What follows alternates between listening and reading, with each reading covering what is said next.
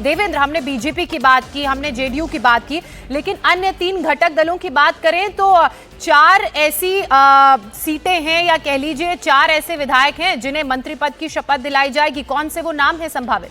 देखिए, अगर उपेंद्र कुशवाहा की तरफ से बात करें तो लता कुशवाहा जो कि सासाराम की विधायक है और उनकी पत्नी है, तो उनको वहाँ पे मंत्री पद की शपथ दिलाई जाएगी। जीतन राम मांझी के हिसाब से बात करें तो संतोष कुमार सुमन जो कि उनके बेटे हैं, उनको मंत्री पद की शपथ दिलाई जाएगी, हालांकि वो एमएलसी हैं।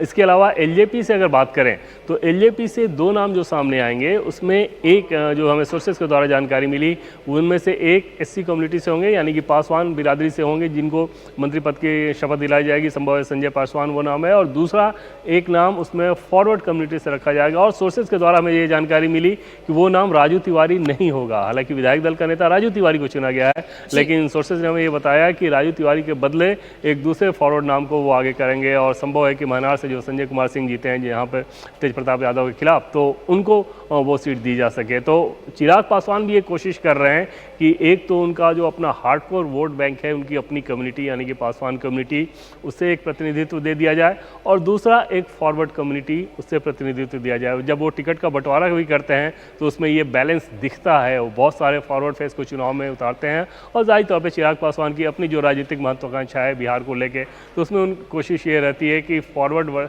और दलित इन 2 कम्युनिटी को एक साथ लेके चले, ताकि वो एक बड़ा वोट बैंक तैयार हो, बड़ा चंक तैयार हो। और आज जब शपथ ग्रहण समारोह के लिए उनको मंत्रियों के नाम भी देना है, तो उन्होंने इसी प्रकार का चयन किया, ऐसे सोर्सेज के द्वारा हमें जानकारी मिली। बाकी हम और आलम का मैंने बताया था कि उनके अंदर तो एकदम से क्लैरिटी थी कि किसको बनाया जाएगा।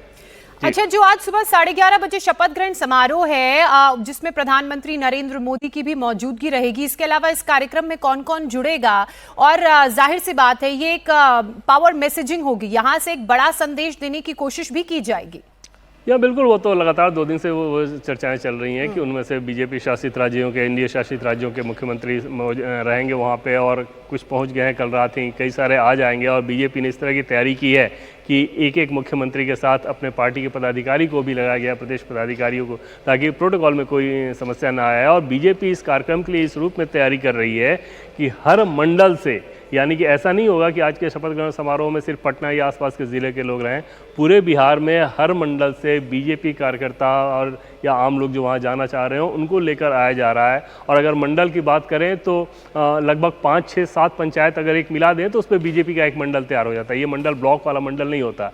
तो बीजेपी का अपने मंडल के हिसाब से, मतलब 5-7 पंचायत हो तो उसमें एक मंडल, और उस लेवल तक के अपने कार्यकर्ताओं, अपने समर्थकों को यहाँ पर लेके आया जा रहा है। जाहिर तौर पे एक कार्यकर्ता के लिए बड़ी बात होती है कि जिस चुनाव में वो इतना जी जान से लगे, इतना मेहनत किया उन्होंने, और बीजेपी के कार्यकर्ताओं की मेहनत की बात, मेहनत वो करते हैं, इसका सबूत इससे बड़ा क्या हो सकता है कि पिछले दिनों आपने देखा होगा कि तेजस्वी यादव से भी पूछा गया कि जब बीजेपी के बारे में कोई अच्छी बात क्या है, तो उन्होंने कहा कि ये लोग मेहनत बहुत ज़्यादा करते हैं। तो उस कंडीशन में अगर ऐसी मेहनत के बाद इस तरह का रिजल्ट सामने आया है, तो उस शपथ ग्रहण समारोह में जहाँ प्रधानमंत्री नरेंद्र मोदी मौजूद हों, बीजेपी शासित, एनडीए शासित राज्यों के मुख्यमंत्री मौजूद हों, वहाँ पर मुख्यमंत्री नीतीश कुमार अपने अन्य मंत्रियों के साथ शपथ ग्रहण समारोह कर रहे हों, तो उसमें कार्यकर्ता ना रहें, ये कैसे संभव था? और उस लिहाज से बीजेपी ने इस कार्यक्रम को बहुत ज़्यादा भव्य करने की तैयारी की है, जिनमें से पार्टी के द्वारा उम्मीद जताई जा रही है कि 2 लाख से ज़्यादा ऐसे लोग वहाँ पर आ सकते हैं।